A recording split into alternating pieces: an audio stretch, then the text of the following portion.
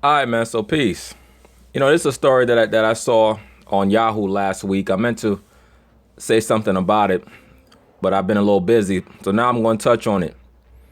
And this is something that it really is indicative of the spirit of entitlement of the modern so-called liberal feminist woman. This woman is pregnant. This female is pregnant. Her name is Yvonne Lynn, and she noticed that no one was standing up for her to allow her to sit down. At least very, very few men were allowing her to sit down when she got on the train after she became visibly pregnant. So she decided that she was going to create an award for any man who allowed her to sit down. So let's see how this story gets reported. Crowded subways are even more uncomfortable when you're riding for two. Meet Yvonne. She commutes between Washington Heights and Lower Manhattan. She's 8 months pregnant. She had an idea. I'm a designer. I like doing goofy things. Part of one of the things I like experimenting with is behavior change and seeing if objects can do that. And so one of the things I noticed. Now, she said one of the things that she likes experimenting with is behavior change. So this seems to be more of a case study for her than anything sincere. Right there, she's telling you that she's more worried about the gender of who stands up for her than the actual act itself and the intent behind the act. All right. Once again, another so-called liberal feminist woman that wants to play games. With my 2-hour commute every day is that I was getting lots of seats from women and no seats from any guys. And so after a while, I realized, all right, if a guy gives me a seat, I'm going to make a big freaking deal out of it. So that's her confession right there. She said that she noticed that she was getting seats from women, but not from guys. So she wasn't really concerned about her child or getting a seat on the train, getting rest on the train. She was more concerned with why men were no longer engaging in the act of getting up for a woman. So now she said that she's so interested in behavioral modification, really based on award or punishments. Something that is pretty much known as Pavlovian, right? It was Pavlov who experimented with I believe it was dogs to see how they would respond to certain stimuli. So that shows you right now that this female, she looks at men as dogs or as servants. She's trying to figure out how come they're not as obedient as she thinks that they should be. Once again, in the modern feminist mentality, when they say that they want equality, they really mean that they want all the good things, but none of the bad, right? In equality, sometimes you have to stand up if there's no seats. Now, am I saying that a man should not stand up for a pregnant woman or an old lady or what have you? No, a man should still do that. All right. But all that means is that due to the feminist movement and the so-called equality movement, now it's at a man's discretion if he does that or not. All right. It's his personal preference or his personal business if he gets up or not, because by the woman's own declaration, she's equal. All right. That's why I say you got to be careful what you ask for sometimes, because you just might get it. The trophy she designed. The #1 Decent Dude Award. And Ricky Barksdale is the guy who got it. Finally. Now, if I would have got up for that woman and she would have gave me that award, I might have told, you know what, get your ass back up out of my goddamn seat. Because you're trying to play me. You know what I'm saying? But this dude, he didn't understand that he was getting played. Again, this is another so-called feminist woman trying to play games as opposed to actually looking for a seat to get rest for her and her child. After about a month. If it was equal number of guys and girls, I totally wouldn't have done something like this, but it was just such a sharp contrast. So you haven't seen him then since that initial encounter? So if she's so worried about the sharp contrast between guys and girls, and she says that she's somebody who pays attention to behavioral actions or behavioral modification through reward or through punishment, then she really should have been asking herself, wow, why are all these guys now no longer standing up for women? This obviously has become a societal phenomenon. It's become a cultural thing. Why is that? Obviously, modern day men or males are now trained to no longer even try to be chivalrous towards females because maybe they're used to getting rebuffed. Or maybe they're just tired of the hijinks. Right? There are certain men who are unfortunate enough to run into feminazi women who who even hold doors or attempt to hold doors or attempt to pull out chairs for women and get rebuffed. Say, I don't need that. Right? There are men who've ran into that phenomenon.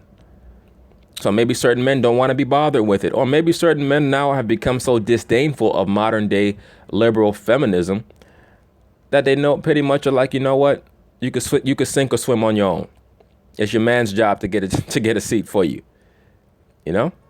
That's why I say sometimes you got to be careful what you wish for. You know, when you look for equality and you look for empowerment, that means a great deal of responsibility as well. It's like when you're a child and you live in your parents' home, and you say, I want to make my own decisions. I want to call my own shots. Well, you know what that means? That means that you have to get your own place and you got to pay your own bills and so on and so forth. With power comes responsibility. Even Spider-Man tells you that, right? So that's what I mean when I harp on the entitlement issue of many of these so-called liberal women. Very unfortunate because it's brought a lot of disharmony to this society. And I feel sorry for her child's father, whoever he is. And it's funny, with her being Asian, you don't normally associate the so-called Asian woman with these issues. But it shows you that it's a Western woman issue. It's not really predicated on race per se. But I highlight the black woman because the so-called black man is at the bottom of the totem pole. So he gets the sharpest brunt of it, right? Or the sharpest edge of it because he's the most powerless to that feminist energy. Nope, didn't see him. He found me on Instagram. I guess it got passed around enough, and we've been messaging a little bit since then. Yeah, I'm sure that wasn't the only thing that's been passed around. You probably been passed around too. And I guarantee you her child's father is most likely not an Asian man. Saying like, hey, is it okay if I send you a reporter, and back and forth? So. Yeah, and here we are. And here he is. He's out of town. So I thought we'd just say hi. Hey, Ricky, how you doing? You're not going to name the kid after him or anything, are you? You're not going that far? No, we're not going that far. Sorry. All right, just the award is probably good. What did you think when you got that? Oh, I was a little shocked. I was like, I laughed at it, but I was very surprised because stuff like that doesn't happen for me. But then again, it is New York. This nigga says stuff like that doesn't happen for me, like he won an Oscar. This is how simple the black man is. He got an award with a bootleg crackhead Incredible Hulk. A damn bootleg crackhead Incredible Hulk award. And he's there acting like he won an Oscar, like he's Denzel Washington or something, man. It's a damn shame. City, so anything is possible. Did you like that it was a trophy, or would you have preferred maybe cash or something else? I love that it was a trophy. It was something unique, something that I can keep forever. So Lynn... This fool said that it was something unique, something that he can keep forever. So, nigga, what you gonna do? You gonna show that to your kids when you get older and say this was the Simp of the Year award that I won in 2017? It's really a shame with the black. Like I said before, if I would have got up out of the kindness of my heart for that female, and she would have gave me that bullshit, I would say, you know what? Why don't you stand your ass back up? All right, you stand your ass back up and just stand right there by the pole until you get to your stop. You know, and let me say this too, in regards to the chivalry thing. The term chivalry, that comes from the medieval time period. All right. The chivalry was basically the code of conduct for the knights, all right, and the knights were so-called black men. For those of you brothers that and whoever out there listening that doesn't know, all right, the knights were so-called black men, and there was a code of conduct, not only in how you treated the woman, but how you treated your fellow man, how you treated the nobility, how you treated the king. It was a code of conduct. But in regards to how you treated the woman, you had to treat her a certain way, and it was predicated also on how she conducted herself. It was predicated on how she dressed. The woman had to dress fully clothed. She had to have a dress down to her ankles. She wasn't allowed to walk around like these females today with jeans hanging off, you know, with skin tight jeans hanging off their ass, with a tramp stamp above their ass crack, sleeping with 40 different dudes, going to the bar every Friday and Saturday night, you know, being a lesbian for the weekend with some chick that they met at the club that they're allowed to give cunnilingus to. All this madness, but then trying to act like you can be a so-called lady. You know, there's a certain decorum that goes along with chivalry that you have to adhere to. And if you're not willing to do that, then you cannot be treated in such a way. So it's very, very unfortunate how much confusion has ensued from from a lot of these different ideologies.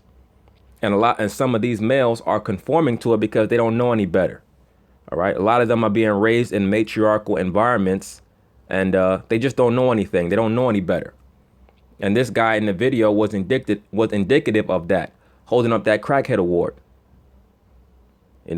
Real unfortunate. But that shows you that female, she's just there looking for attention. And again, the code of chivalry, that's the code of the horsemen. All right. That code went out when the so-called white man rose to power during the so-called Renaissance. All right. That's when they started to first get rid of the code of chivalry. Like I said before, nobody treats his woman better than the so-called black man does. Nobody.